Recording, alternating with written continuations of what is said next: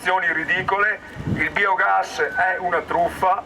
Noi domenica prossima ci incontriamo a Rovigo alla Gran Guardia dalle 9 del mattino in poi con il coordinamento nazionale di Terre Nostre e il coordinamento Terre Nostre Venete, oltre ai comitati Lasciateci Respirare della provincia di Rovigo, di Monselice eccetera, perché per creare una diffida generale contro gli esponenti di questa regione che continuano a dare queste autorizzazioni, continuano a darle anche se abbiamo una delle situazioni di inquinamento più gravi d'Europa.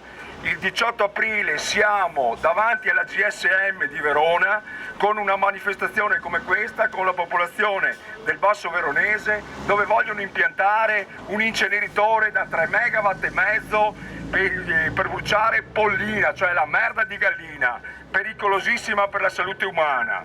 Stiamo lottando da mesi ormai per bloccare un ampliamento di 1 milione di metri cubi della discarica regionale di Sant'Urbano, il comitato di Monselice e il nostro e altri comitati a livello veneto. Cioè esiste questa holding a livello regionale che ci sta ammazzando. Non possiamo più permettere questa situazione. I politici devono capire che non è possibile, noi non possiamo essere la discarica d'Italia. Siamo pochi ma ci ribelleremo su questa cosa. Dappertutto, in tutte le sedi, in tribunale, sulle strade, sugli organi di stampa, sui media.